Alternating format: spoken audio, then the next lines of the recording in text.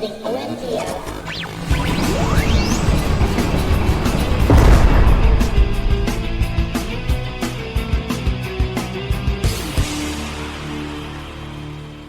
Welcome, everybody, to episode number 338 of the OMG Hour. We are your open-hearted master goons, and of course, I am Sean Evans, otherwise known as Zion Tane. And I am Tico, Mr. Second Place. Hello, Tico. Hello. Yeah, no, I'm tired. It's been a long week. I am not used to working for a living. Yeah, you're working now. I know, it's weird. An 8-hour day. I have not worked an 8-hour day. I actually did the math, and it's not because I got laid off in January, and if we push back to January, that's still a long time to not having worked. But I haven't actually worked an 8-hour day in 10 years. That's terrible. Like an eight-hour in-store, like putting in an 8-hour shift. I mean, I've worked 8-hour days. I've worked, but it's been a long time since I've been sort of, you're here for this amount of time before you can go home. So last time we recorded, you were unemployed. I think last time we recorded 2 weeks ago, I had accepted the job that day. Right. So I had not started, but I had signed the papers and sent them back in and started the following week. Well, Congratulations on being among the working class again. I am no longer a burden on society. I had never reached burden on society. Are you not, though? I mean, financially a burden on society. I mean, any of the other things that fall under burden of society, I still qualify for, but So we've got a couple of weeks to catch up on. So this is going to be like a 5-hour show. Yep. At least minimum. Maybe. We'll see. No. We also didn't play much during that time. I mean, you played a bit more than I did, but I listen. I'll tell you what. I was away for 2 weeks, as you know. Yeah. I got back a week ago tomorrow. And this week, I actually played some games. I had played nothing in the 2 weeks because I forgot to take my Switch with me. I couldn't get my PC to connect to my PS4 through remote play. I kept getting an error trying to sign into PSN, which is like, I don't know what's going on. It wouldn't let me sign in to PSN. So I couldn't even try to connect to the PS4. It's not that it wouldn't do it. PSN was not being my friend. Yeah. And I just didn't have anything in my Steam library that I felt like playing. And you couldn't connect to the Game Pass either, the PC Game Pass. Yeah, because the PC Game Pass app I couldn't install because my Windows isn't the right version. It's not the right version of Windows 10. You need to have 1834 or something. It's the most recent update. Yeah, and I didn't have that recent update, so I couldn't do that either. Yeah, it was just 2 weeks without gaming whatsoever. But I did do some cubing while I was away, and I actually got a personal best while I was away. I'm down to 1 minute 12 seconds as my personal best. Wow, which is still like an eternity when you compare yourself to actual speed cubers. So what is the world record for cubing? 3.46 seconds, I believe. That's pretty good. It's a little bit fast. It's a little bit less than 1 minute? So 72 seconds, which is my record. It's a little bit less than 72. I can't even say Rubik's Cube in that amount of time. Right? So, right now, that's my personal best. That doesn't mean I can do it every time. Right now, I'm averaging a minute and a half. On average, that's what I do right now is a minute and a half, which is pretty good considering my average used to be 2.5 to 3 minutes. So my current record, and the timer's still going. The last time I started one of these is something along the lines of 32 years. Right. Good. So I've never finished one. So the last time I started one, it's still, the timer's still going. Timer's still going. Okay. Excellent. It's not a great, it's probably, on the other end of the record books. If I ever actually finish, I should go to the Guinness and be like, the slowest amount of time ever to complete one cube. I find one from when I was a kid or something like that. Yeah, except it hasn't been continuous, so it doesn't count. It's not you're not constantly solving it for 32 years. Yeah, I have. Why do you think my hands are always out of frame? Okay, Tico. I did play some games this week. A bunch of new games came out over the last couple of weeks. And I'm going to go through some of these fairly quick, simply because out of these 4 games, only one of them I felt was actually worth playing. I was looking forward to a few of these, and in fact, one of them, let me start with one of them. It's called The Church in the Darkness. This is a game I have been watching and waiting for years. Like, I can't even remember when I first saw this, and I've been kind of like waiting for the review to come out for it, and it finally released. This is a top-down stealth game in which you are a parent of a child or teenager who has gone missing into this cult that has relocated to South Africa. And you are trying to infiltrate the cult to find your child and get him out. So it's completely stealth, okay? If you get caught, a couple of things are going to happen. You're either going to get shot, in which case it's permadeath, okay? So strike one. This is a roguelike game. This is permadeath. You die, you're starting again. You can choose to play the same map if you'd like, but you start from the beginning again. So there is no save points, no checkpoints. This is basically a finish the game in one go. Pretty much. Deal. Which is a deal breaker for me personally. Second, you could also get caught by the church leaders. And I put in basically you're locked up. You're in church jail. You're in church jail, and then you can try to escape. Here's my problem. That happened to me twice.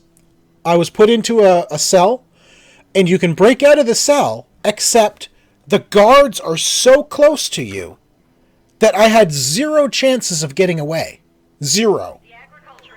Because if they turn away and they start walking away from me, and you can see in the video that if you start sneaking, you can see their cone of vision, what they're seeing. But they're so close to the locked cage that by the time it takes me to unlock the door and open it, he's already turned around and started on his way back, and you can't go back in. You can't pretend like you're still in there. Can you unlock it and then wait? No, because it's one of these things where as soon as you finish the unlocking thing, he's like swinging the door open and walking out. Oh, right. Well, so by that time, you have no chance of getting away from the guard. And so he just shoots you down. And of course, you're locked up, so you don't have any weapons with you at that point. I was really, sorely disappointed in how this game played. I got to a certain point in the game multiple times. And then it just it felt so unbalanced and so unfair. Yeah. I'm like, what am I doing wrong? How is this happening every time? If you're a hardcore stealth person, player, like you and I am. You're more of you can get guns and shoot them, but you're limited ammo, right? I would probably not do well with this game. It's limited ammos. You can find weapons. You can find a gun. You can search. If you stealth take down the guards, you can steal bullets from them. But it's still limited. It's not like you can go run and gun, right? This is a stealth game, really, from start to finish. And I don't know. I was really, really disappointed with how it played, and I really don't like the roguelike aspect of it, where it's basically permadeath. If you die, it's game over, and you choose to start again. Now the personalities of the church leaders apparently change between it's randomized, so you could, if you find a disguise, you could get in further. And make and infiltrate through disguises, sort of like Hitman style. Okay. And then you've got your, I guess you got dialogue choices at that point. You can, depending on how you talk to them, those different personalities, you could get caught or not. But the idea is you got to try to find your son in this cult and try to get him out. But I was really disappointed with how the game played. I really was. I don't like permadeath in any game. Yeah. And I felt like I had no chance of ever finishing this. So, yeah, I'm guessing it's not a super long game then, because that would be that beyond frustrating. If it's like a 6 or 7 hour game, you're like in hour 5, and then all of a sudden, like, you die, right? Walk the wrong direction, and you got to start from scratch. Yeah, and see, here's the thing though, the map looks pretty big. Yeah.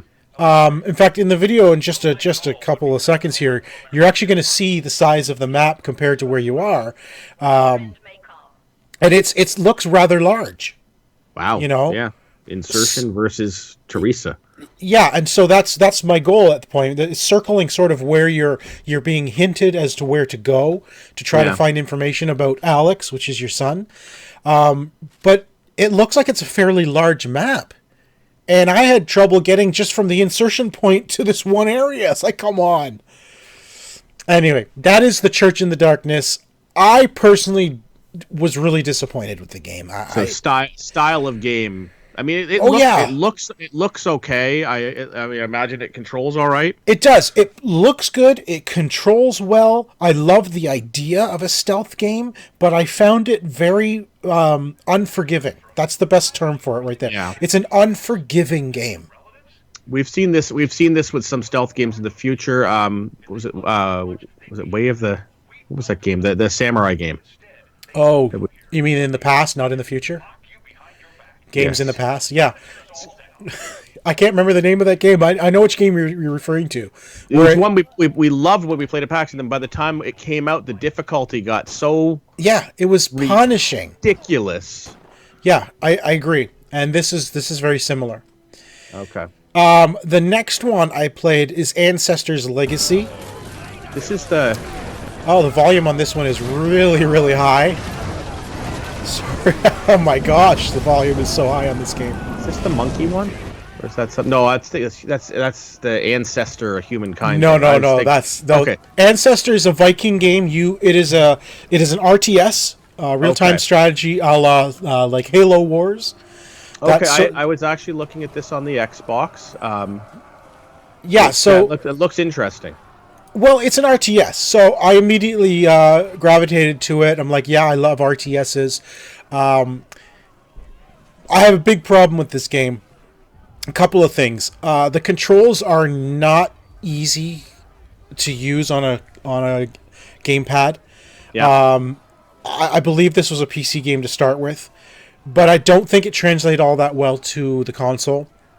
Graphics-wise, it looks good. You have trouble with that. They do. So you really do, and you have to select each individual unit yourself, but you have to like hold down a button and then scroll through and then select it and then scroll to the next one and select and scroll to the next and select if you want to select them all together. You can't just like draw a box around them all. Yeah. You have to select each unit individually, which takes time. It's a real-time strategy. You don't have time for that. So there's a couple little things that are just, it just doesn't work well for a console. The other thing, too, is I couldn't figure out if there was any kind of like a zoom in or out, because I found it really difficult in battles to know how my guys are doing versus the enemy. Like, how many of my guys I can't tell the difference between myself and the enemy. They all look the same. So I can't tell how well I'm doing. Maybe that's the whole thing. It's trying to make a point about wars. We're all the same. Well, then we shouldn't be fighting. Each other. We shouldn't be fighting. Yeah, because I can see this is obviously set at night, and they've got sort of like some fog and lightning and stuff like that, which is really cool. But it also does make it very difficult to tell, like, if you're like where am I supposed to be attacking?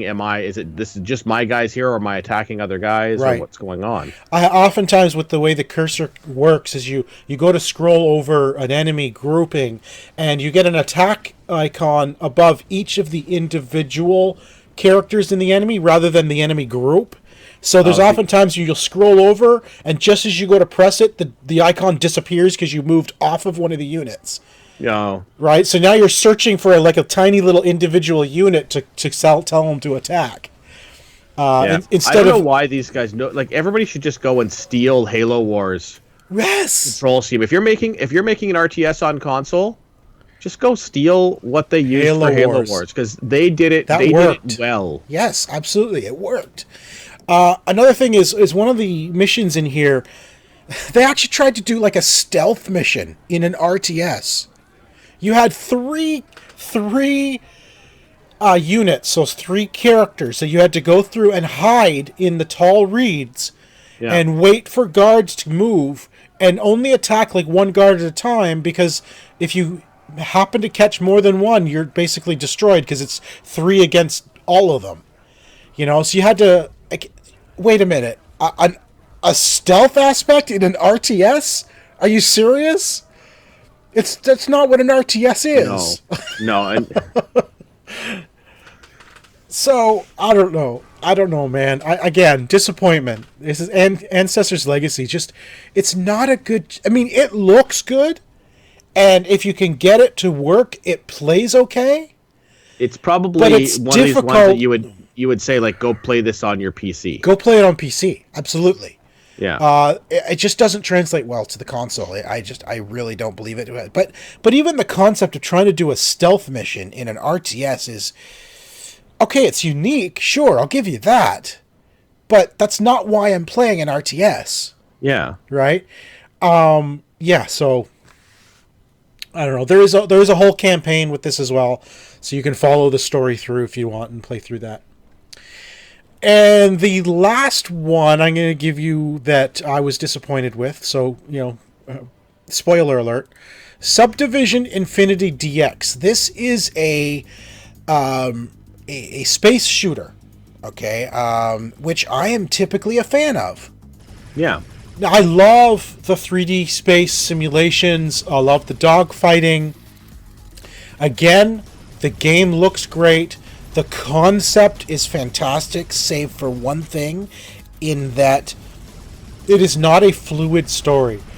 It is a siloed mission-based game. You finish the mission, you go back to a menu. Then you have to select the next mission. Or, buy your upgrades to your ship, or do whatever, and then select the next mission, and then go into it. The old school, select a mission, go do it. Yeah. Which, to me, takes me out of the whole feeling of being in a starship.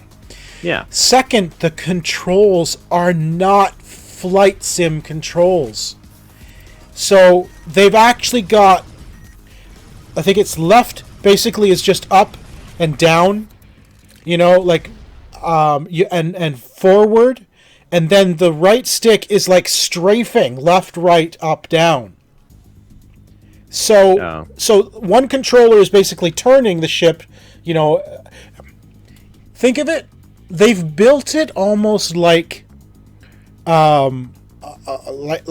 first-person shooter, with the addition of instead of left and right strafe, you can strafe up and down, instead of actually having a flight sim controls. So I was constantly fighting the controls, trying to get the ship to do what I want it to do. Yeah. Now, this is not my style of game. I'll play these every once in a while. I'm absolutely terrible at them.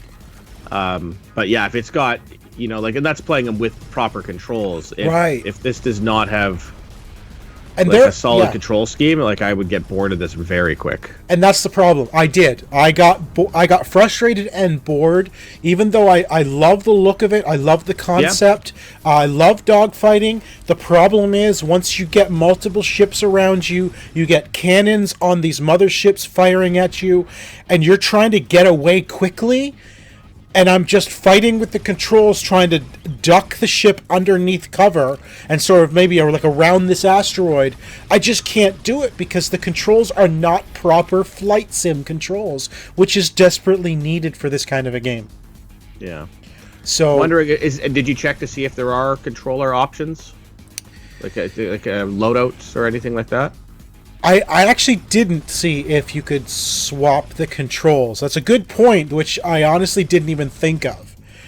Sometimes these games will offer a few different options. Not saying that they did. I'm just it might be worth. It might be worth. I will go back and checking. I will go back and check. That's a very good point, Tico. I honestly did not think of doing that. I honestly got frustrated with the game. While I love the concept, I was really frustrated with the controls. I was actually very frustrated with the whole choppiness of the gameplay. In fact, that where here's a great mission. As soon as you're done the mission, you're taken back to this static menu with not even CGI animation, just like old school RPG dialogue.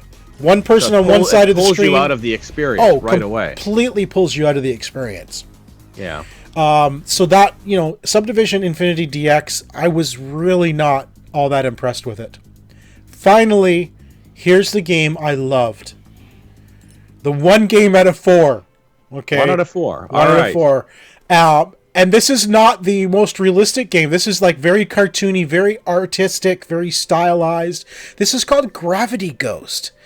And it's just a platformer. It is a fun platformer that actually uses, I'm going to call it space gravity, because it uses the type of gravity that would be generated by bodies in space, like planets. You know how they do like the slingshot effect around planets in sci-fi movies?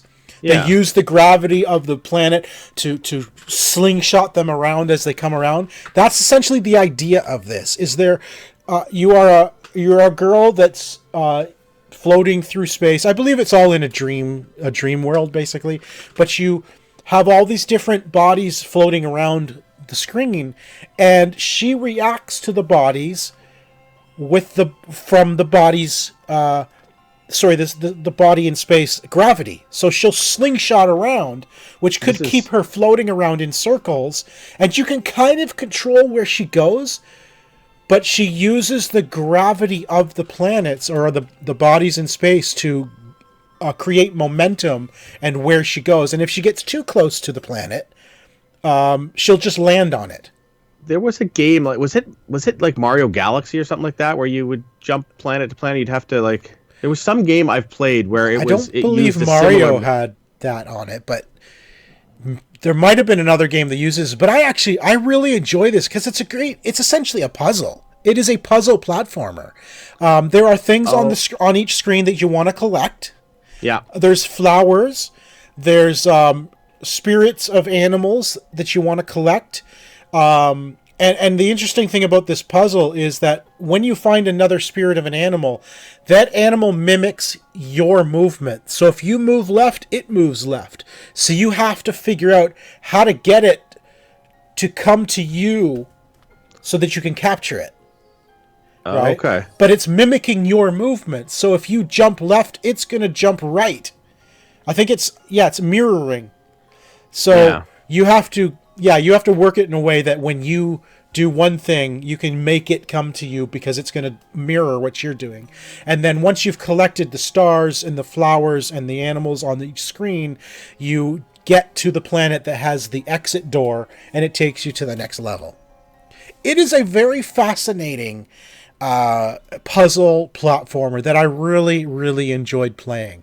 And it's not an expensive game. This is available on PS4, Xbox, and Switch. I mean, that's pretty much it. I really, really enjoyed the game. I love the art style. Very simple. Yeah, it is, it's very unique. It has a very interesting look to it. Almost like a paper cartoon. You know what it kind of looks like to me? Is like a Monty Python-esque graphic. Yes, you're right. It does. Actually, I'm really, really happy with this. I love the kind of puzzle this is. And it's just the whole free-flowing. If you get her going, you can get her like really spinning around the whole world. And the idea is to try to get her to go where you need her to go. Eventually in the game, you get other objects that help you out. Like she gets this diamond-looking thing that once you press I believe the right trigger, it makes her fall faster. So you get a little bit more precise control. Momentum. Yeah, I just looked it up. It doesn't look like it's on the Xbox. Oh, I thought it was. I know it's on Switch. Yeah, because I'm looking because I don't remember seeing this, and like this because this is the sort of thing I would have probably jumped on. Button pressed had I seen it. Yeah. Yeah, I probably would have. I got something called Gravity Duck. Gravity Duck. Different. No, this is Gravity Ghost. So okay, so that's a different game. Okay, got it. Yes. Yeah, so it looks like maybe Switch and PlayStation on this one, at least currently. Okay. Okay. So But there you go. it does look fun. The game I was thinking, by the way, Angry Birds in Space is the one I was thinking, where you used a gravity effect, where you'd shoot the birds around the planets, and they would have to catch the gravity thing in order to land them in certain spots. I gotcha. Yeah. Anyway, this is it's a great game. I love the platformer. I love the concept. And it's not super easy. I mean, it's not frustrating. It's not frustratingly hard. And you can't die. It's literally just a fun puzzler. You know, it's figuring out, how do I collect all these flowers, all the stars on the level by using space gravity to get you swinging around space. Yeah, so, no, it's very, very interesting. Yeah, hopefully it does come out for the Xbox eventually. Yeah, it does. Yeah, I hope so. It's fun. So that is all of the games I played. I only had a 25% success rating this week. I think Gravity Ghost was the only one, in my opinion, that is actually worth playing and that I really enjoyed. And it's like the simplest game of all of them, which is weird. So. Well, I had a very weird week. Like I said, working has knocked me on my butt. I am not used to it. So I have come home and I've played very little. I've played a few things. I've actually started playing some fighting games, getting back into some fighting games. So I spent a lot of time this week playing Marvel vs. Capcom, which is in the Game Pass library, and Killer Instinct. So I've spent a lot of time just playing those games. Is that trying to get out your frustration because you've been working with people again this week? I haven't really dealt with people yet. I haven't dealt with customers yet. It's being in store with people. It's more over that I'm just too tired to actually do something where I have to think, and randomly hitting buttons is sort of what I wanted to do. And so I'm like, okay, I'm going to do this. I'm going to play this for a little bit. I was getting some achievements, which I'm in a contest, so I need to get achievements every week. But are you in another freaking achievement contest? It's the same one as last year. Oh, we just have to go. Like I said, we finished 10th last year. We finished in the top 10 last year for that. So it's one of those things where I'm signed up again for it. I'm just doing the individual thing this year, and so I'm just playing these games to get some achievements. So I've been playing these fighting games for some achievements, for fun, and because I don't have the mental capacity to really play anything fully. I have this weekend off now, so I will play some video games this weekend, thankfully. I drop the wife and daughter off at the airport tomorrow afternoon, so I have a whole week of of no distraction. No, a job. I guess that's a little bit of a distraction. That is a distraction. But no loud noises around here. So I'll get some stuff. But I did play, which came available, I believe, yesterday morning. Yes, you told me about this. So the Gears of War, Gears Pop game came out on the Android and I believe iOS yesterday. Yeah. It is fun. It is fun. I am enjoying it. I did not get a chance to capture video on it, so maybe we'll capture some video and show you next week. But I am enjoying this game. I have lost, I think, 2 out of 6 matches so far in actual versus. This is against real people. Yep. I think I've lost 5. I'm probably around 10 and 5. Okay. In my matches so far. But and you get sometimes where like you're like right off the bat, you're like, and I'm toast. Out of it. Yeah. But you can upgrade your figures, and I love the little the little chest system that you get. Like you can spend real money on this game if you want, but it is a free game.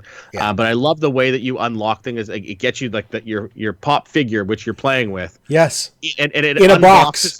And it unboxes it for you, and you use that. So there's different ones for different levels. There is also a tactics mode, which is basically you're playing against the AI to earn coins and stuff like that. I haven't actually played the tactics. I've only been playing versus, and it just seems to. I haven't figured out a way to actually play with friends.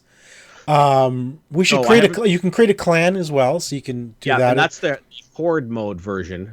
So they have it's basically 2-player versus a couple of waves of AI controlled.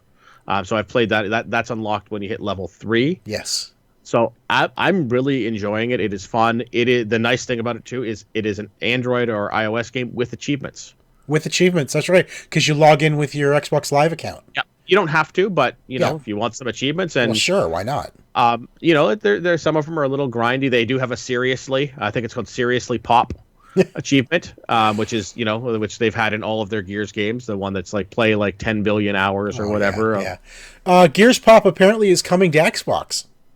So I'm assuming if you've logged in with your live account that it'll pull over your stats or your progression through the game. Progress in the thing, it's. I mean, it's not you know, horribly complicated game. You have your team that you're putting out there, and you're basically putting them in one of two columns to say, hey, go up this column and attack this guy's. It's power based, so you have a little power bar that's inching its way up, and when it reaches a certain power, you have what they're called pins for some reason. So each pin has a certain power cost in order to use it. So when your power gets up to say 3 or 4, you can play your 3 and 4 pins that are available. Right. And you can only have 8 pins set for any match that you have selected, and you just drag them in and you try to capture from bottom up. So your enemy is at the top. You're trying to capture cover, and the more cover you capture, the higher up you can place your pins, so they're closer to the enemy. But the enemy can also capture it back from you. Yeah. This is what I would call a tower offense game. So sort of like a tower defense, but you're not setting your defenders, you're setting your offense. Right. To go in but and they're attack characters as opposed to towers. Right. Yeah. Well, I mean, any of the tower defense games, you're setting characters or whatever in the same. Well, there are towers because you have 2 gunner stations, and you have your character at the bottom that stays there. And the idea is you need to try to destroy the 2 gunners and the enemy of the other team. So it is all timed as well. So like a match won't go back and forth for hours. It's, you know, whoever is leading like after 2 minutes. I think it's 2 minutes. Whoever's destroyed more towers after you know, a certain period of time is going to win that match. I have very often gone into overtime, so sudden death. Yeah. So I've had really good matches. I mean, there's been a couple matches that I just dominated. It was like 3-0. So 3, you get a point for every tower. So a gear icon, you get 1 for each tower and 1 for killing the enemy. So you can get a total of 3 if you happen to kill all of them. But I've often, even the ones I lost, I never fully lost. It was like in overtime and they got 2 and I had 1. Yeah, right? I think I've only lost 1 where I got absolutely spanked, and it can happen because you can upgrade your pins. Yes. Like, so you collect, like, you know, like, oh, I've got 20 of these, so I need like 6 of them to upgrade this to the level 2, so it's now going to do more damage and have more health. Yeah, I've upgraded quite a few of mine already. Yeah, and you get things like there's like your different types of grenades. That you can get. So those launch from your thing, and you just sort of play them and drag them out there. It is definitely worth picking up. It's free to play. Yeah. Gears Pop, really well done. Really enjoying it. I don't think I've ever played a game like it, to be honest with you. It feels unique. It is a very fresh take, and it is fun, and I'm glad that Funko was sort of, because we've seen Funko has been sort of slapping their stuff out there for a few things, in addition to the toys. Gears Pop coming out. There's the Funko, can't remember what they're called, Funko Adventures or Funko strategy board games that they just really showed off at whatever the last SDCC thing. Yeah, they just showed off a few of those. Gen Con. They just showed off a bunch of those, and it's a Funko strategy game. Comes with figures, little mini figures, and you play on a board. There's a whole bunch of different themes. Like I saw Harry Potter. I think I saw a Golden Girls one. There's a DC one. So I've seen a bunch of those things too. So it's interesting to see them sort of expanding out from just the toys into, you know, other digital markets and stuff like that. Yeah, so for sure. All right. So I think we should move away from video games for a moment. But let's play a game though. And since you've been working so much, you did not have time to do like a 7 degrees or prepare anything else. My brain has not been functional for I don't mind because I thoroughly enjoy this, and I think we've had a couple of people say they enjoy playing along. So let's play another round of Lone Wolf. Yep, we actually had somebody who actually was reached out asking where can I actually buy the actual game. The actual game. Yep. So for anybody who is interested, in the States, it is Amazon that you can pick this up on, Amazon.com. Do you have the box there? I do have the box here.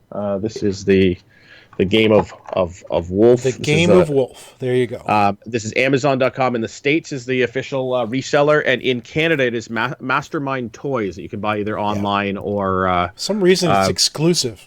Yeah, and it's not expensive. It is again really fun game. So play along. So I've got a couple of categories here. So candy slogans. Ooh, let's do that one. I like that. Candy slogans we are starting with. All right. So anyway, play along. Get your pen, get your paper. Write 1 through 5 and then tie, because there's essentially going to be a tiebreaker. Write that down and put it down your answers and see how well you do. All right, what is the question? The question is, name the candy based on its slogan. Okay, so again, we figured out what that was going to be based on. Right. Again, this is going to be U.S. based, so I believe they have candy bars we don't have. They do have some. Or they have lots of candy we don't even have here in Canada. However, I like candy. Yeah. So okay. All right, the first one: taste the rainbow. Got it. What's the next one? Give me a break. Okay. I had to sing the song. Crispy, crunchity, peanut buttery. Oh, I can picture the bar in my head. Oh my gosh, I just lost it. Yeah. I got it. Oh, what is this thing called? I can't remember what the bar's called. Do you want me to give you a little bit of a hint? Yeah. Bart Simpson. Yeah, no, I know it's the one. Okay. Okay, good. I know that's the bar. I just can't remember the name of the bar all of a sudden. I know. I had to think about it. I love that bar. I love that one. Okay, I think I got it. Okay. Get the sensation. What? Get the sensation. Yeah. I don't even know what that. I have no idea. I'm going to write down a guess, though. That might work. Okay. All right. And that's rich. That's rich.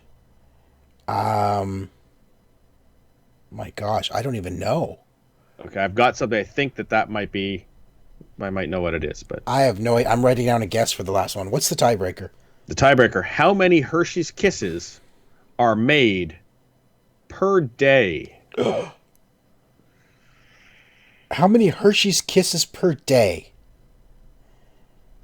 I'm putting a number that I think is a ridiculously huge number. Me too. And it's probably going to be way lower than it actually is. Right. Okay. Number 1, Taste the Rainbow is Skittles. Skittles is correct, and I also had Skittles. And number 2, Kit Kat. Kit Kat is correct. I also had Kit Kat. Number 3 is Butterfinger. Butterfinger is correct, and I did remember that. Okay. In time. Is number 4 Starburst? No, number 5 is York Peppermint Patty, which I did get. That was 4? Number 4 is. And what was the hint? Patty. The hint was get the sensation. There's the thing where they take the thing, it's that big, like you're inhaling menthol. Yeah, okay. And number 5, that's rich. I don't know. I wrote Coffee Crisp. I know it's wrong. Okay, I actually got this one right. Is the 100 grand bar. That makes sense. Yeah. I would never have thought of it. We don't get it here, so I don't see it very often. Yeah, I knew that. I knew that one because I've heard of the bar before. There's that Payday, the 100 grand. Yeah. All right, so I got 5 out of 5. Nice. So you win, but what is the tiebreaker? I wrote down $1 million. Okay, I wrote down 2.5 million. Oh, and again, we both did this. We're writing gigantic numbers, and we're going to be like, and the actual answer, as I thought, 60 million. What? 60 million Hershey's Kisses per day. Produced per day. That is ridiculous. That is a lot. I can't eat that many. I cannot eat that many. All right, one more. Let's do one more real quick. I got Halloween villains. As in the movie Halloween? I think it's as in Halloween, as in the horror themed, not necessarily the movie Halloween, but Halloween themed movies would be my guess. I don't know what I don't know what the questions are. I can just see the categories, and I'm not looking to keep it fair between Sean and I, so I don't have any pre-knowledge of what the questions actually are. All right, what's the next? Keep going. The next one, cartoon catchphrases. Let's go with that one. Cartoon catchphrases. All right, we have name the cartoon. Don't have a cow, man. Name the cartoon character who used the catchphrase below. What's up, Doc? You want to ruin all these? All right. I'm smarter than the average bear. Really? I don't think I know that. Really? I don't. I'm guessing. You're older than me. You should know this. I'm guessing. All right. What's up, Doc? I have no clue who that could be. Suffering succotash. Okay. Yeah. Is Cowabunga. Okay. And you blockhead. All right. Oh. It's the character that you need, not the name of the comic. Yes. Okay. All right, and the tiebreaker. In what year did the first episode of the Flintstones air? Oh, my goodness. 19. Oh, it's 8? No. The Flintstones. Right. I'm going to say... Yeah, I'm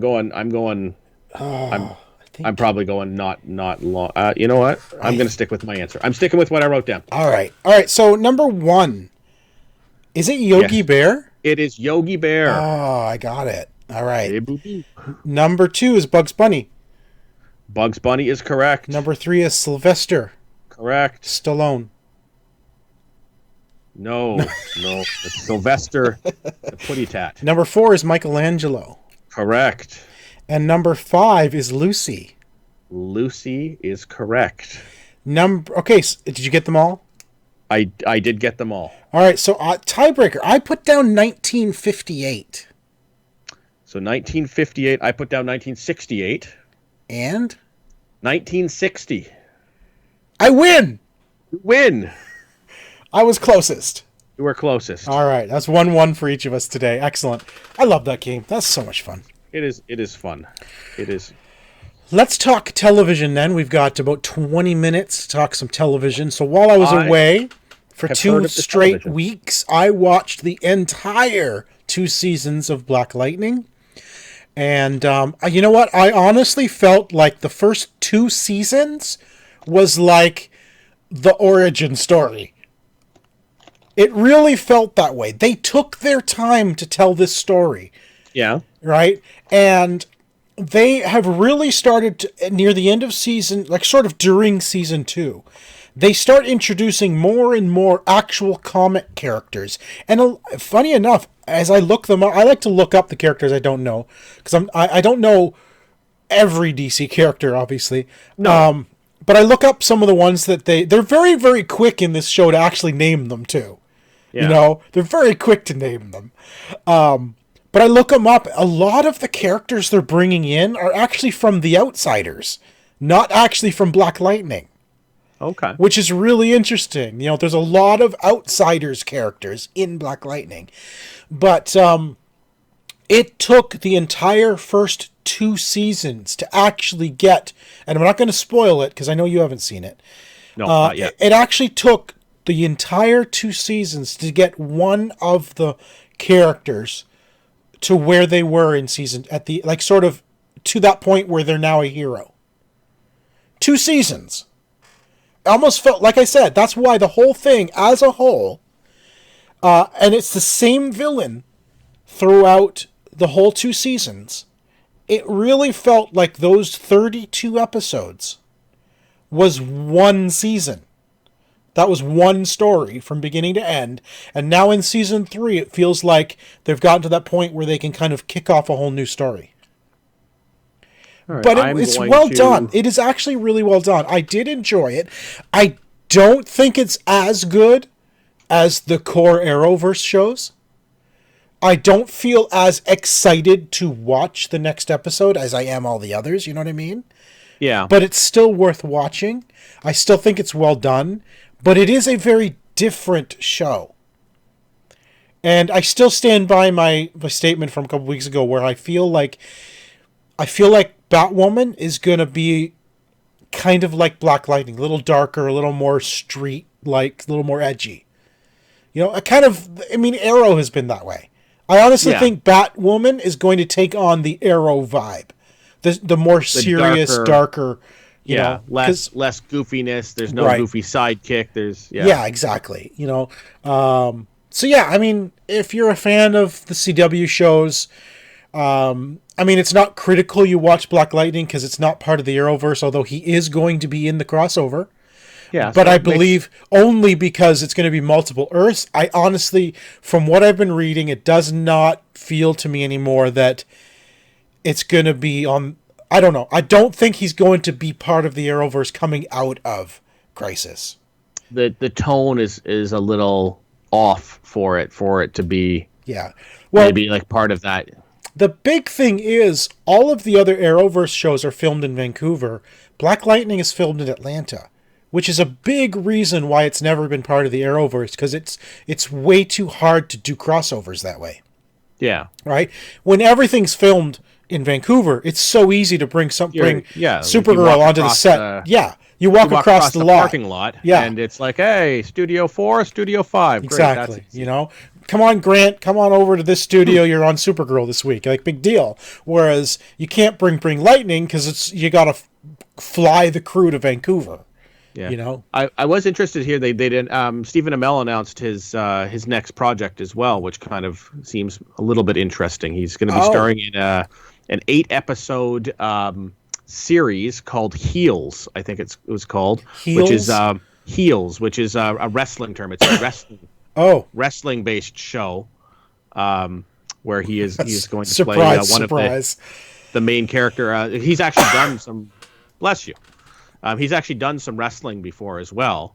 So he's doing a show based off of heels as the villains in wrestling. Oh, okay. So, he had this ongoing feud as Arrow / Stephen Amell with, who was it with? Do you remember? I can't remember. I know that there was something. I don't. It was a real wrestler. They had a feud going on, and then they actually had a wrestling match between the two of them to settle their feud. I mean, it was all for show, all of it. Yeah, you knew it was for show. I mean, the wrestling does that. Donald Trump is in the WWE Hall of Fame, if that gives you any indication of the reality involved. Oh man, to this sort of stuff. So let's move off of that for a second. There's a couple new shows that just started. Now, you and I were teenagers when the original at one point. And at one point, during that time when we were teenagers, a show called Beverly Hills 90210 aired. Yes. It was probably the biggest show on TV at the time. It was pretty huge. Yeah. Dorothy and I loved the show. We watched beginning to end, the whole 9 seasons. And and then there was a remake, 10 years ago maybe, which I also watched. I'm a fan. There was a recent, 2 or 3 years ago, there was the New Class or something like that, wasn't it? No, it was called Beverly Hills 90210. It was a new generation. Yeah. But it was still called Beverly Hills 90210. It's got to be about 10 years ago now. It's not that, it's further along than I think it was. I thought there was something last year or something like that in that. No, not in Beverly Hills. Oh, maybe. So now, recently, they've just released BH 90210, which is a 6-episode special event miniseries where all the original actors from Beverly Hills play themselves. They've all come back in. It's a miniseries. They're all playing themselves.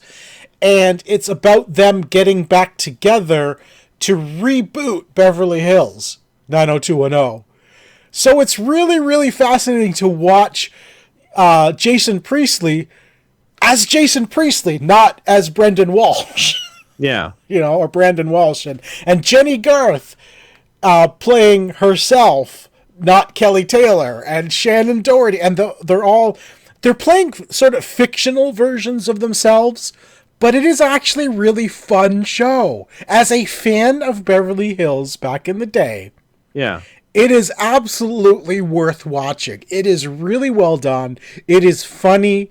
And it's great just seeing them together again, but as themselves, not as their characters. Yeah. Do they address the death of Luke Perry? They in do. The show? They absolutely do. Yeah, okay. They do a nice nod to Luke and his passing. They even, you know how the history of Shannon Doherty has always been like she's a very difficult person to work with, right? Yeah, she's been fired from countless TV shows because of the way she is. They actually talk about that too. Like she's hardly in the first like 2 episodes and the way the actors all think about her is very not flattering. They're like, "Oh, Shannon, nobody wants to work with Shannon," that sort of thing, right? So they do deal with the fact that Shannon is typically difficult to work with, and they build that in. So it feels real. The girl who played Emily Valentine in the show, she plays herself, but they're taking some liberties when they're playing themselves because she's now an executive at Fox, which is where they're pitching the reboot show. Okay. But when I looked her up, she's not actually an executive at Fox in any way, shape, or form. Okay, so they've written a storyline around these. Yeah, even though they're playing themselves, it's not really their real selves. Do they mention Sharknado at all? Kind of. They do. Yeah. With Ian Ziering, yeah, they do. Yeah. There's one point where the whole show starts with them meeting in Vegas for a Beverly Hills 90210 reunion panel. Yeah. That's the whole reason they all get together again after 20 years. And actually, it's got to be more like 30 years now. But they haven't seen each other for that long, right? And some of fans come up to Ian Ziering with a Sharknado poster, and he starts signing it. Nice. So, yeah, I mean, if you were a fan of Beverly Hills back in the day, it is definitely worth checking out BH 90210. It's only 6 episodes. It is a special event miniseries. I know Tori Spelling would Tori Spelling and Jenny Garth are the ones that actually produced it. It's their concept. They're the ones who got it together, which is very similar to actually what's happening in the show. The two of them are the ones who are trying to reboot the show too. So it's sort of meta that way. But Tori would like to see a season 2, but nothing's promised. They just want to concentrate on this right now as a special event and just go with that. So, but I'm enjoying it. I think it's fascinating to watch. I will check out an episode. I know there are 3 episodes in so far. I'll check it out. So I was not a watcher of the original. I've seen the show before, obviously, but I, probably like maybe a season or 2 of it. I didn't sort of watch the original. I know who everybody is from it. I'm sure. fully aware of everybody in the show. I just have not. I never watched the whole series. Right. But I'm entertained by that sort of thing. So I will check that out. All of their spouses and children are all fictional. To protect the real identities of their spouses and children, but the general gist of like sort of who they're married to and how many children they have is sort of based in reality. Like Tori Spelling has like 5 children, and on the show she's married and has like 5 children. Yeah. But the children and her husband on the show are not her real husband and children. So. Yeah. Hyperdrive. Oh my gosh, there's a show on Netflix called Hyperdrive that Dorothy and I started watching, and I feel like we're so addicted to this. This is a racing obstacle course show competition. So it is professional racers and drifters all over that come in. They're competing from all over the world on these incredibly nerve-wracking courses they have to drive through and try to get the best time. And it's an elimination thing. So there's 4 qualifier rounds. The top 3 in qualifier 1 are immediately off to the final rounds. The next 6 they move to the next qualifier round, and the bottom 3 are eliminated. And then they move to the next qualifier round where there's 6 returning drivers and 6 new drivers. And again, top 3 move on. The middle 6 move to the next qualifier round, and there's 4 qualifier rounds. We've now gotten to the point where we now have our top 12 drivers, and they're gonna ramp up the stakes, no pun intended, big time. They're changing the course. There's like water course where they have to drive through water, and the pathway is this winding pathway that's underwater. So you have to look for the lights to make your way through, or you'll fall off the edge. There's a thing called the leveler. It's this big, huge bridge that's on an angle. They drive up, and they have to stop as close to the end as they can, and then the weight of the car will push it down, tilts it back down, and then they have to keep going. So the closer you get to the end, the better, because it'll drop faster. Yeah. What other course? There's like... all right. I'm going to watch that tonight. Yo, I'm my watching gosh. that tonight. You have to watch it. There's drifting things where you have to drift and hit these targets with the back of your car. Like, you have to hit it with the back of your car, or you gain seconds to your time. You get a penalty.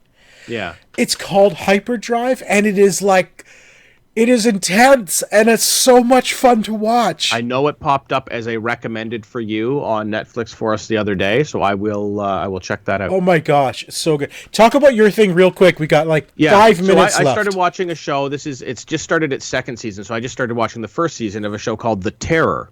It is so the first the two seasons are completely separate from each other, from what I understand, and I sort of was really interested in the content from the second season. So they're standalone seasons. They're standalone, sort of like an American Horror Story. Yeah.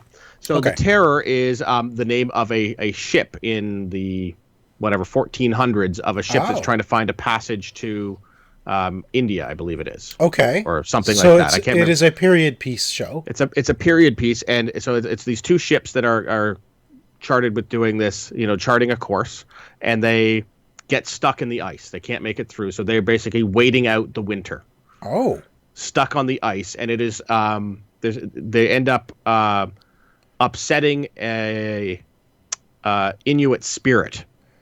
So is this a horror? This is a horror thing. So it is like American Horror Story. It is like American Horror Story, and it is the spirit of a giant polar bear that is basically picking these sailors off one by one, but set in a period piece. It is really well done. This is season 2. This is season 1. Season 1. Okay, and season 2 is a completely different story. Season 2, and I haven't seen season 2, but season 2, from what I understand, is set in Japan. It's it follows a Japanese ghost story. Okay, so The Terror is referring to, this is ghost stories, is what they are. The Terror is actually the name of one of the ships in the first season. Right. But now they're following up with The Terror as the double meaning. Which is now a ghost. So the Terror of the Ghost. Which is now a ghost. So I'm not sure in the second season, maybe it is in the same universe or something, so maybe it does reference it at some point, but it is, from what I understand, a separate story. But it is... That sounds cool. It is really well done. It is a horror story, but not like not your pop-out scare you type thing. It is... Psychological thriller. It's a very psychological thriller. Like, you have this this beast of a polar bear that's attacking these people. Like it rips the top of some guy's head off early on and stuff like that. Did you ever watch The River?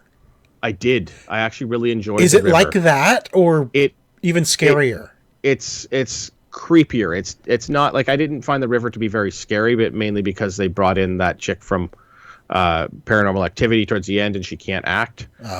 And I enjoyed the show, though. I did like the concept of that as a documentary sort of. I was disappointed it got canceled, to be honest with you. I thought it was fun.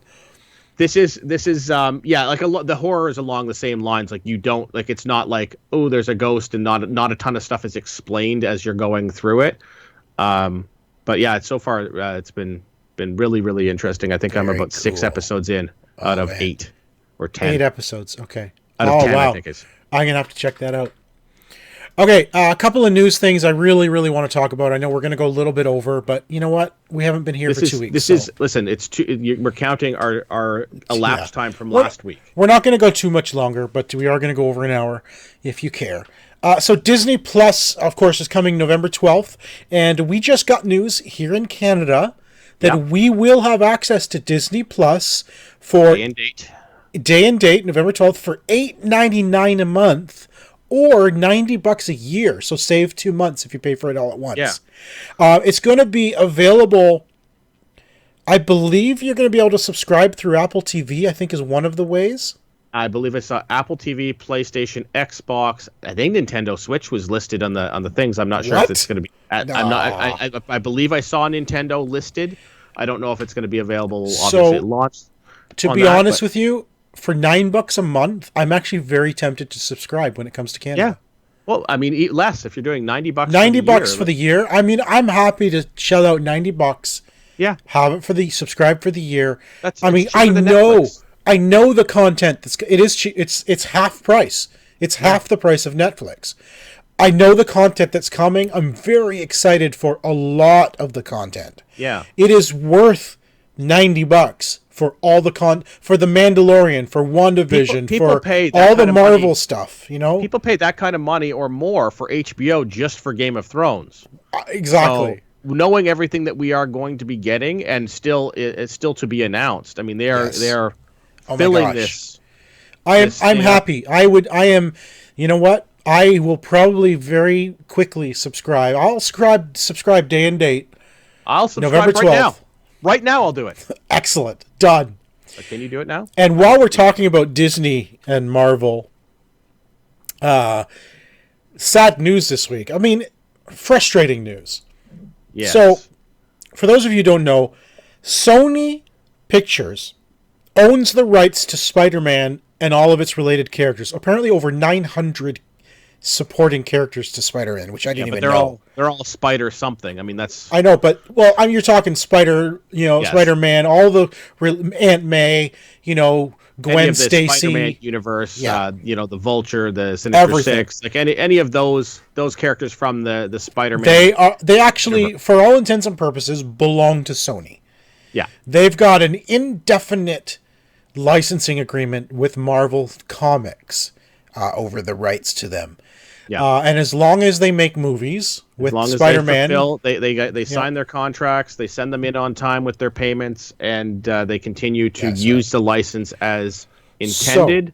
They don't forfeit lose it. the ability to use it. So Marvel Studios signed a deal. Essentially, Disney and Sony signed a deal to allow Marvel to use Spider-Man in the MCU, and Sony would still reap the profit. And I believe Disney got like 5% of first viewing receipts, And then merchandising allowing, them access to Kevin Feige and the MCU and the building that character and that concept. Kevin Feige would produce the Spider-Man. Spider-Man would be part of the MCU. Problem is, now Disney went back to Sony and said, because of the success of Spider-Man, we'd like to basically renegotiate, and we want to share it 50-50. That includes everything. 50% cost, 50% profit, 50%. We share Spider-Man 50% movie-wise. Cinematic. Yeah. Right? Sony basically said, no, not going to happen, and they're pulling Spider-Man out of the MCU. Yeah. Now, this is huge. The internet is all in an uproar. But I'm going to tell you right now that my first thought was, one, this just happened. This also doesn't mean they've walked away from the table. No, Look at Spider-Man Far From Home just came out. There is at least minimum 2 years before another Spider-Man's going to happen. Yeah. That gives them 2 years to hammer out another deal. They can come to an agreement. This information was released because as probably as a negotiating tactic from one or the other sides. Possibly. Get popular opinion on one side or the other. I mean, there are, Sony doesn't want to do a deal where they're going to lose 50% of the movie revenue. And they're saying it's not really fair for Disney to ask us for this because they get 100% of the merchandising rights for the movies. Disney does. Disney does. Yes. So any Spider-Man Far From Home action figures and stuff, Disney takes home 100% of the rights for everything. That's right. That comes out of that, and they're not offering to split any of that. So that's where Sony's coming from, saying you guys have a huge piece of the pie. We don't want to give up our piece. Our piece, exactly. We think we can do it on our own. Now we've seen the Spider-Man movies that Sony has developed in the past, and that is the worry for a lot of the fans. Okay, so there's two things. First of all, how do you suddenly take Tom Holland out of the MCU and explain it? That's going to be difficult. to explain, like, I'm just saying if an agreement never happens, and then Spider-Man 3, which is going to happen, happens with Tom Holland, how do you suddenly take the events of Endgame, Iron Man, Happy Hogan, all of the characters that he's grown and has a relationship with, how do you suddenly make them all disappear and no longer affect Peter Parker? Okay. Right. Second, how do you suddenly take Spider-Man and his relationship with Iron Man and all of that out of the MCU and pretend it never happened? Yeah, that was a huge passing of the torch, so to speak. Exactly. Moment in Endgame where, Tony was able to sort of pass that legacy on. Right. That the whole point was Spider-Man is sort of becoming the next Iron Man. He's now the one with all the technology and he was given Tony's stuff, right? Yeah. And honestly, I that's why he is so entrenched now as an Avenger, both on the Spider-Man movie side and in the MCU in general. I really, really honestly believe there will be a deal before it needs to be. Yeah. Like, they're not going to let it go. Like, they're not going to... Marvel is not going to let this go. There's no way Marvel is going to walk away. When they've spent 11 years building up the MCU to the way it is. They are never going to let it go. Yeah, there's got to be some concessions that can happen on both sides, so the fans, us as fans, are not left in a best. I mean, exactly. Maybe maybe we will still be. Who knows how that's going to be? I hope that it does not affect that scenario. I hope. I mean, the quality of Spider-Mans that we have seen. I mean, I loved the first Spider-Man when it first came out, but that's because that was one of the first ones, and that we've never really seen that before. Spider-Man 2 with Doc Ock, great.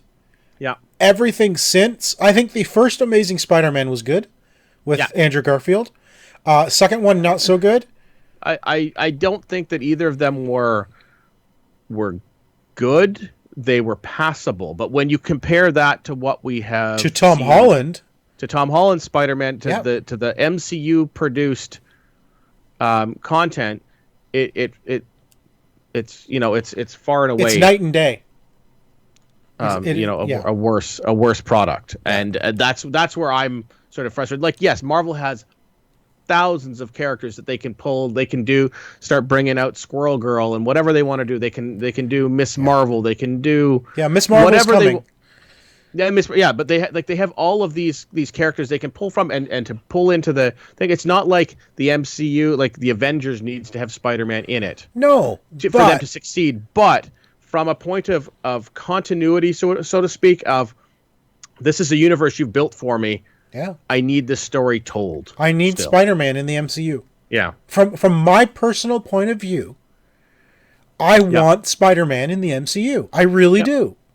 Spider-Man has long been one of my favorite characters. It's my daughter's absolute favorite character. She's all about Spider-Man and Venom. Yeah. And with Spider-Man now in the MCU, I don't want a Spider-Man-less MCU. I really don't. I mean, they need to come up with some kind of agreement, and I honestly believe they will. Like I've said it 3 times now. I really think they will. There is time. You got at least 2 years before we're ever going to see another Spider-Man movie. Minimum. Yeah, well, I mean, they've got to start work on the next one. Sure, but that doesn't mean story wise and everything like that. And Sony thinks that they can. I know people are planning on boycotting Sony and PlayStation randomly, right? Because somehow that's involved in this process. I mean, it's going to affect lots of things. I mean, it just aside from the profits of the movie, I mean, Sony having access to the other MCU characters in Spider-Man makes a big difference as well. I agree. And before we head out, Matrix 4. Yes. They've officially announced that Keanu Reeves, Carrie-Anne Moss, and Lana Wachowski, is that right? Wachowski, yeah. They are, it's official. They're doing a Matrix 4. So first of all, thank you. I love the Matrix films. Secondly, didn't Neo die? Was Was Trinity still alive at the end of Matrix 3? It seems like Keanu's so big right now. They're like, Right? what back catalog of his do we have that we didn't do a sequel for back then? Well, they're doing Bill and Ted. Like Point Break 2 is going to get announced in a few days. Oh man, Keanu Reeves is like the industry's sweetheart right now. He is the hottest thing in Hollywood right now. I mean, the John Wick movies. Oh my gosh, yeah. Obviously Matrix. Bill and Ted getting. But honestly, like, think about this for a second. Think of what The Matrix would look like, the original, made in 1999. Okay? It was 30 years ago was the original Matrix. Imagine if that original Matrix was made today. Well, we don't have to. That's the kind of... I'm just saying that. That's the kind of quality we're going to get with The Matrix 4. And I could not be more excited for another Matrix film. I'm very, very curious what the story is and how they're going to bring Neo and Trinity back. Also, there's been no word on Morpheus. So I don't know if Morpheus will be in it or not, or what the story will be. But I am super excited about Matrix. And it is official. They've all said, yep, we're in, we're doing it. It says here officially a go, which means it's going to happen. And it's only Lana, though. See, before it was both the Wachowskis. Now it's only Lana Wachowski. Yeah, that's interesting that that both siblings aren't involved now. But Lana was also the one responsible for Sense8, which was a huge phenomenon on Netflix. Right? Yeah. She's quite the visionary, honestly. Like the both Wachowskis were visionaries, as far as I'm concerned, when it comes to stuff like The Matrix, Sense8. So I think it's in good hands with Lana still being involved. I honestly think it's in very good hands, and I'm very excited. We might get more news. Who else is still going to be? They still got to write it. It's got to be written, produced. They got to start filming. I mean, they're still working on Bill and Ted right now, so we got that coming, which I'm excited for too. Lots of Keanu in the future, my friends. Lots of Keanu in the future. Yeah, we got a little cyberpunk coming. We've got right. There's some stuff. That is pretty much it for episode 338. JJ's on there watching us now. JJ, thanks for joining us. I was thinking about you, JJ. I haven't heard from you in a while, so I hope things are well. He's commenting on my epic beard. Yes, it's gonna. It's okay. I got to get it longer so I can be Santa Claus at Christmas. I'll have to get a nice hat. I'm looking for a really good Santa suit. Oh, you know what? I know a guy. I'm actually being serious. I want a really good Santa. I don't want like one of those cheap, really. Yeah, I want an actual, real coat Santa Claus suit. Okay, here's what you do: is Google search Mall Santa Supply Store. Is that actually a thing? I have no idea, but I mean, I can't imagine. It's not like somebody has to supply this mall Santas with uniforms, and if something happens, kids puke on these things all the time. Somebody's got to be able to get these guys new ones. They wear the good stuff. Yeah, I imagine that there's some sort of the Santa suit, the Santa suit that Richard Attenborough plays in Miracle on 34th Street. Yeah, that's what I want. I want a suit. That's going to be not more difficult to get. It's probably Shut your face.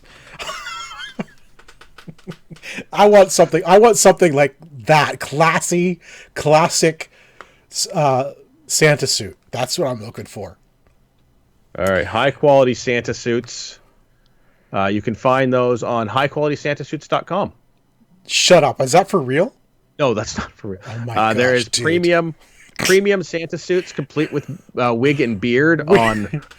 I don't need a beard. I don't need a beard. Anyway, it becomes complete. Shh, we're done. We're done.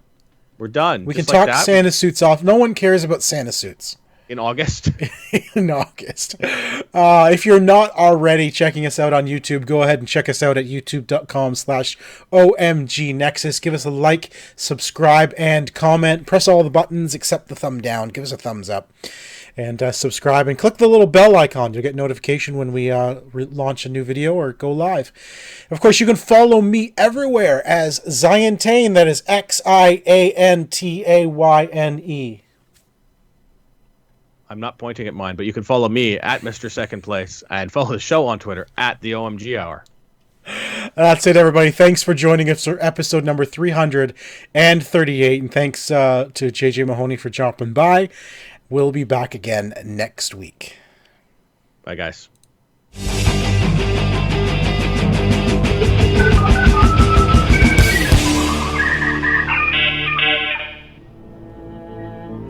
This has been an OMGNexus.com production.